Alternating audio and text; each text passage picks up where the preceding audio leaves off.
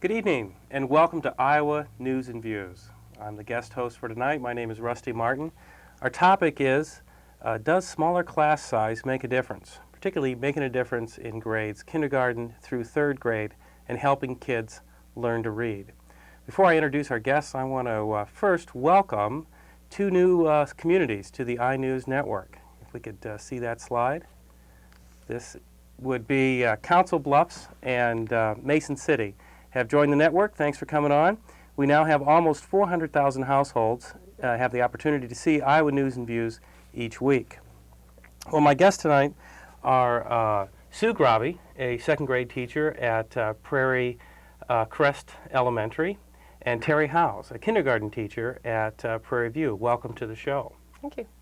Well, today, or this last month, has just been lots of news about reducing class size. At the legislature, Governor Vilsack started the session with a 5-year, $150 million proposal to reduce class sizes. His goal was to have a target goal of 17 kids per class in grades kindergarten through third grade, and also to improve reading programs. The Republicans responded with a $30 million program for 3 years. So it's quite a difference. You've got the governor at 150 and the Republicans at 80% less at 30 million. And essentially nothing happened in the legislature until this issue was going to be addressed. Vilsack said he wouldn't talk about tax cuts, wouldn't talk about anything. Education first, that was the issue.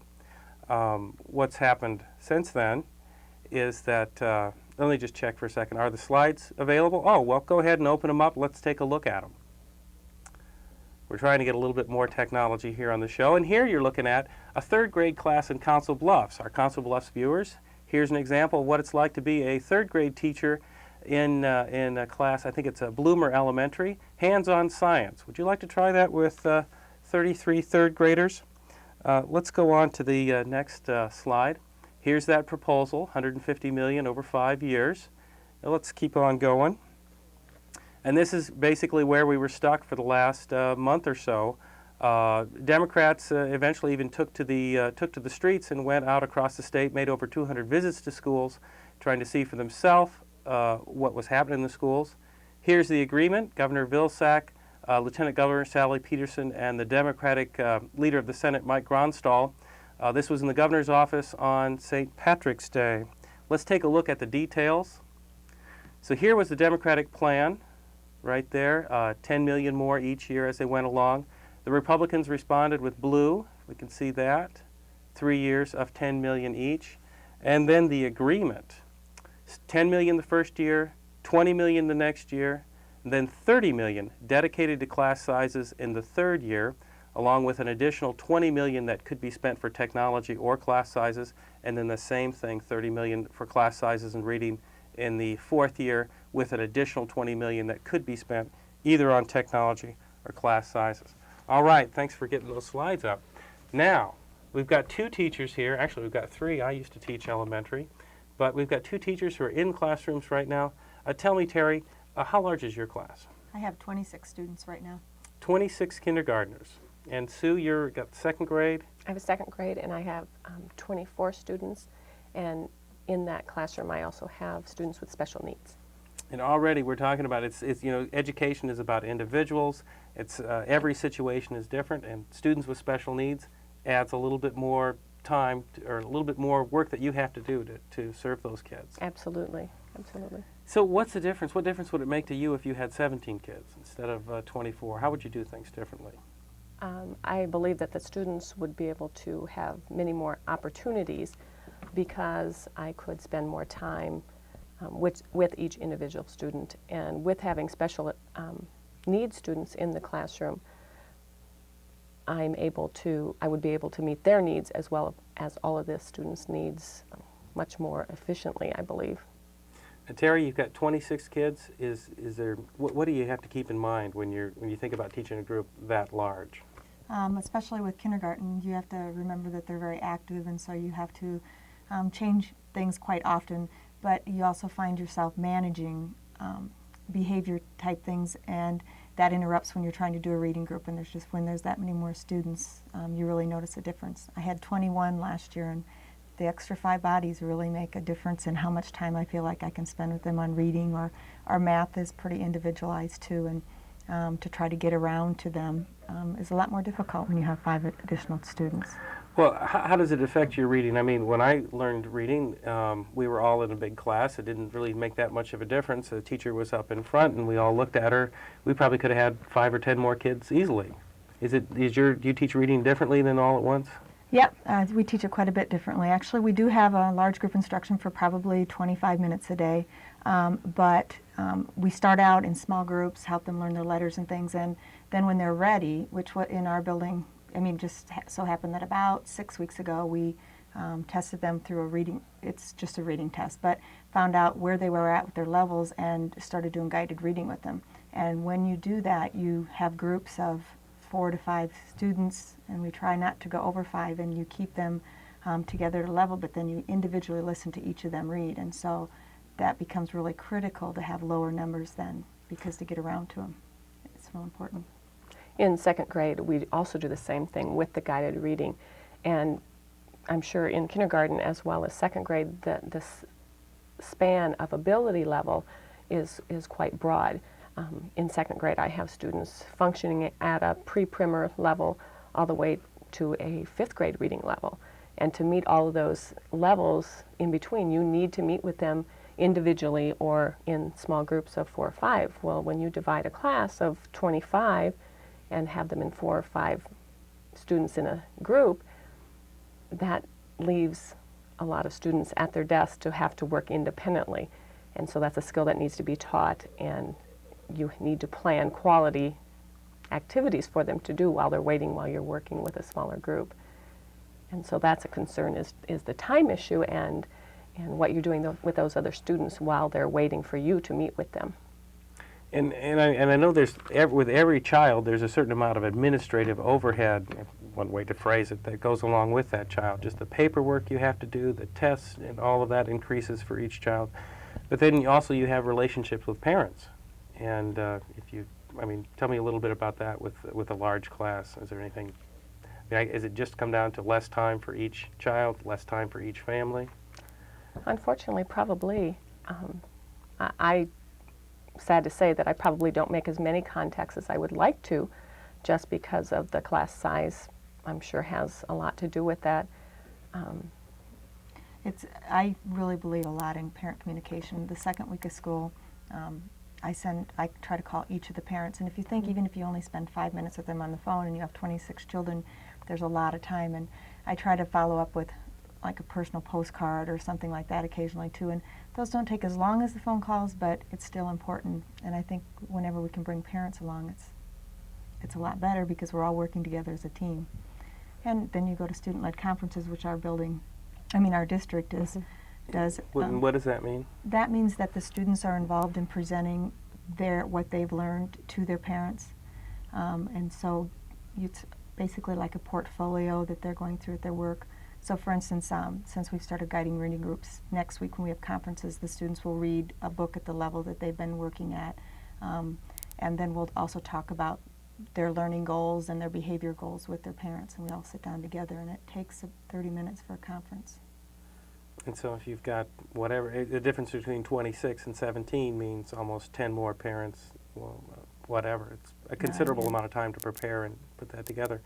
I know as a parent myself, when I talk to teachers at school, for a long time I thought teachers tended to be standoffish just because they're always in such a hurry. Do you find your day is kind of regimented when you have that many people just to move? I had an email message from a teacher in, I think it was Dubuque, who had 30 kids, 30 third graders. And she just said just going down the hall could be quite a challenge. So your days, do you have time to think and to plan? Or, what is the feeling when you have that many kids to take care of? You get pretty good at planning on your feet. You have to make split decisions every second of the day when you're working with classes, whether it be 17 or Sure. 30 children. You're going to be doing a lot of planning on your feet. What a lot of people don't realize, that every single activity you do, transition, walking down the hall, those are taught skills. You have to teach those children exactly what the appropriate way to walk down the hall, the appropriate way to leave the room. Your chair is pushed in, your hands are to yourself, and that takes a lot of time that is behind the scenes of actual teaching of the academics. And kindergarten is where it really starts. I certainly notice a really big difference at the beginning of the school year, because that's, I mean, sometimes that's their first learning experience, or maybe they've been at preschool but it's been part of a day now, and they usually are much lower numbers in preschools, and then to have 26 of them and they're kind of all feeling like they're lost. And you know, we do get some parent volunteers to come in and help us because we know it's going to be like that, but it's much more. I don't know, I wonder what the state regulations on preschools is. I mean, I know that in daycare you're like 1 to 6, or maybe you can increase it a little bit, but then we jump to 1 to 26. I mean, that has to be. I believe Quite preschool, shy. isn't it 1 to 12, 1 to 15? Is One- that correct? It's somewhere close to that. I know my daughter attended the preschool out at Prairie, and that they had 2 adults in the room with 22 or 23 students, so there was always 2 adults in there though. Now, there are other adults in the building. I mean, there are specialists, whether it's the music teacher, the art teacher, as well as reading specialists and people who come in to work with special needs kids. How does that, what's, I mean, is that a big help if you have large classes? Maybe we had someone who was, well, I'm going to get back to that in just a minute. So here we are at midpoint, and let's just take a look. You're listening to Iowa News and Views. We're working on class size reduction. And if we could take a look at that slide, we just want to, again, welcome some new cities to our Iowa News and Views program. Here, we've just got our new one in Council Bluffs right there, and here comes Mason City, coming right over there. Iowa News and Views is shown in each of these cities. We are on at regular times. There's the schedule card, and if you send us an email, you can have that card. You can tune in every week. It's a different time in the different cities, but we're regular in those places. If you really want to find out what's up, come here. If we just have a click there on the slide, we'll be able to see our web page. I encourage you to visit there. There's lots of information, going to be lots of information on there about class sizes, links to stuff happening at the legislature. We'll have that up, and you just come on over and take a look at it. Lastly, if you'd like to have a tape of this program, there's our phone number, our email address, maybe you have a suggestion for a show that we could do in the future, and our web page. I'll come back to our guests here. I'm sitting with Terri Howes, who's a kindergarten teacher, and Sue Grabe, who is also the 1997 Iowa's Distinguished Teacher of the Year. And between the two of you, I think you have over 30 years of experience in the classroom. So we've got a couple people who know what they're talking about.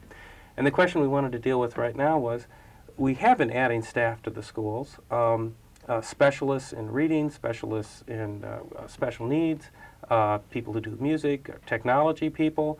Is that a help to you? Does that enable you to take on larger classes? It certainly is a help. It's always nice to have extra hands and extra people to work with the children. However, you still have that physical space. It's difficult to have a lot of students in one room with a lot of adults. You need physical space as well as more one-on-one. Plus, the teacher still is the sole person that's responsible for those students. Needs to make the lesson plans, needs to make sure you're meeting their individual needs, and that's where the lower class sizes really would hit upon, is being able to meet individual needs, because every student is different in your classroom. And I have a paraprofessional that comes in for about an hour and a half, and I don't know what I'd do without her. I mean, that's when I can do my reading groups, because if you try to multiply out, 26 and you're only going to let 3 or 4, I prepare her lessons and she teaches some of the reading groups too. And then we flip-flop so that I always see all of the students during the week. But it really is helpful, but you're right, you're also preparing things for them, and my class is also very fortunate to have 6 parent volunteers that want to come in. But there again, you're still getting the things ready for them and stuff, which is just additional teacher time to get it ready. I'm just very fortunate to have them. When we talk about a paraprofessional, this is someone with a couple of years of college or training in school stuff, or is it just when we hear paraprofessional, this is someone who has what kind of training? Do they? It would be just training from the teacher that they're working with. They do not necessarily have a college degree or even a college. So you're responsible for Yes. directing that person's activities in your classroom. So now you've Yes. got 26 kids and someone else to work with, as well as you interact with the other specialists on each one of these kids. That's just amazing. What is your day like? What time do you start? When do you stop? Do you take work home? Oh yeah, you take work home. Your day starts usually, our contract starts at 7:30 and ends at 3:30. However, my day starts about 7 and ends, I leave the building probably about 4:30. Then I go home and be mom for a while, and then usually pick it up again before I go to bed and get things prepared. And I'm sure Terry does the same. Yeah, that's pretty similar. I find with kindergarten I need to do more. It's harder to take things home because it's getting everything out and things. But yeah, pretty similar hours. And you know, if you do parent phone calls, since I'm a parent too, I wait till my children are in bed, and then that's when I can do my calling and things about any kind of problems that there are. But Do you think we could hire more paraprofessionals instead of more teachers? Would that be one way around it? I mean, now we're looking here at trade-offs. 'Cause I've gotten messages from people who are saying, well, hey, if we're going to lower class sizes in these early grades, they're going to increase our sizes in the secondary grades. We don't want to do that. And one of the things that we were trying to get the message out is that the state is making a commitment to help schools here and going to put some new money in there. It's a question of how much. And then once it gets to the school, I'm sure it can be spent in different ways. Would it help you to have, instead of a paraprofessional for an hour and a half a week or a day, 3 hours a day? oh, certainly. I Yeah. mean, because they can do lots of things. It's still not the same thing as reducing class size, though, because the teacher is still the one in charge of getting all the lessons. And we're fortunate to have some really good paraprofessionals, but that's not necessarily always going to be the case because they don't. You know, you try to find the best people out there, but you can't replace the interaction that you could get with your 17 students when you're in charge of their actual total package of their education. Yeah, and you're the person responsible for dealing with the parents, and if there's discipline problems or whatever, you are the person on the spot. Talking about space now, college community, you both work in schools that have been newly remodeled, but not all schools are in that situation. And some people at the State House have said, well, you can have 2 teachers in one room. And I think they're thinking about, bringing people in and out. I've taught that way, actually. I have taught an SCI program with this, which is a special class with integration, and I would take my special needs students into the regular classroom, and I would team teach with the regular classroom teacher. It was a wonderful experience. It was very beneficial for all of the students. However, there again, you do get into the space issue. You do have two certified teachers, which is a plus, and you can meet a lot of the students' needs. However, I really think the ideal would be 17-to-1 ratio. Yeah. It is still the ideal. Because you'd almost have to, so you'd know who was in charge of who, and if somebody didn't fall through the cracks, you'd almost Yes. have to divide the class in half and say, you need to be in charge of these, and and I'll be in charge of these, so that you would have the right parent contacts. And Right. Yeah, lines of responsibility, and then for the Right. kids to know, it's important for kids, I know, in every classroom to know who's in charge. And as you have transitions, I talked with a teacher who had, I think it was 30 students, maybe it was 29. When you get up to those numbers, I don't think it matters that much. It's too many. But she was saying that she had someone who came in and helped another teacher who taught perhaps, I think it was maybe as much as half the day. She was saying she'd almost like to just do it herself just because of the transitions and the change in expectations. And that is so important from teacher to teacher to have clear expectations and for the kids to understand that. So in the sense that some of these transition period from person to person, it's difficult. At your schools, if you went down to 17 students, I think you were just telling me your superintendent was talking about what that would mean to actually achieve 17 students. What could you tell me a little bit about that conversation? You're going to need some more classrooms? 16 new classrooms. We would need physical classrooms in our district in order to achieve that goal. In your district, there's a growing district. You've got money, but you're especially having the space problem. yes. And so you've dealt with it by adding additional teachers and doing some of the special, or not teachers, but paraprofessionals and specialists, Yes. stuff like that. Well, let's just talk a little bit about reading. Can we get just a little bit more in detail when you start with a kid comes into your classroom? What are you looking for in terms of helping that person progress to reading? And then Sue can take it maybe as they get into some of the older grades. What are you looking for? I need to first find out where they're at. You'll have students coming in that not even sure quite how to write their name and really don't have any concept of what letters are. I also had 2 students that when we tested them came in at a 2nd grade level already. So there's a real wide variance even coming in kindergarten. From there, then I can plan where I need to go. And in most cases, you'll spend a lot of times on really isolated letter sounds the beginning part of the year. And then about 6 weeks ago when we started guided reading groups, then they're ready. I mean, most of them need to have some individual attention or a small group attention to get to listen to read to them at their instructional level. And then go ahead. What is a guided reading group? Students are grouped according to their instructional level, and you take them through the books that you provide for them as they're going through. Like in the beginning stages, I'm working on tracking and trying to help them find strategies on how they figure out words that they don't know yet. Like, do you sound through it? Do you skip it and go on? What kind of tracking? Are you tracking students or? No, tracking the words with print so that they're actually reading and realizing they're reading each and every word. In kindergarten, we actually have them point to each word as they read it so they can realize if they've skipped a word or not. But that's the beginning stages, and then they move on from there to 1st grade, of course, and then up to you. And I've taught 1st also and 2nd grade, but I also get students that are at a very low level at the beginning reading stages. So I'm dealing with students that are basically at the beginning reading stages, all the way up to just basically working on comprehension or working on reading for information.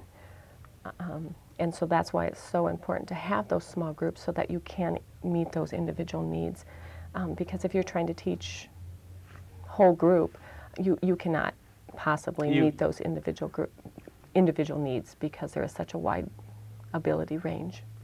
And students develop at different stages, and they have the right to have those needs met.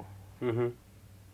And so it's an organizational task on you to deal with kids from wherever they're at to, you've got kids maybe in the kindergarten through 5th grade level in your 2nd grade classroom. Absolutely. Huh. Absolutely. And there are many other issues, the emotional needs. You need to get through those emotional needs and make them feel safe and secure and trusted, that you're a person that they can trust before you can ever get down to the academics. And I think lower class size is definitely going to help that be possible. And another issue is just when you're not teaching, when you're teaching one group, she'd mention what the other students are doing. And one quote I really like is, that we used to say practice makes perfect, but all the new brain research is that practice makes permanent, not perfect. Well, when you're teaching this reading group and you've got them doing an assignment, if they practice it wrong, to help them unlearn that and relearn it is a lot more difficult. So the lower class size would really help with that, because there'd be less students that were at their seats individually doing things while you were working with other students. So lower class size, if we were going to do one thing to make your work as teachers more effective and make it what you're doing with students, lowering the class size for you would be the #1 thing. Because there's other things we could do. We could increase your salaries, which I'm sure would be welcome, and that was one of the things they were thinking about, increasing salaries to keep more teachers there. Or phonics, that was another thing that is being proposed in the legislature. Change the way we teach reading, mandate some other, could we just do a little bit of phonics stuff here?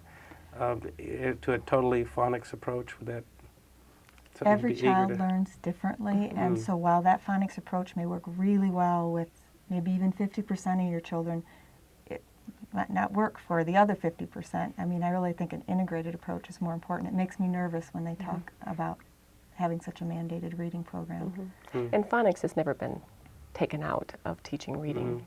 That is, some students, like Terri said, really learn that way, and some learn another way, but you need to be exposed to all styles. And I would guess most teachers would say we'd rather have smaller class sizes and have less of a burnout, almost right type feeling, than have more money given to us.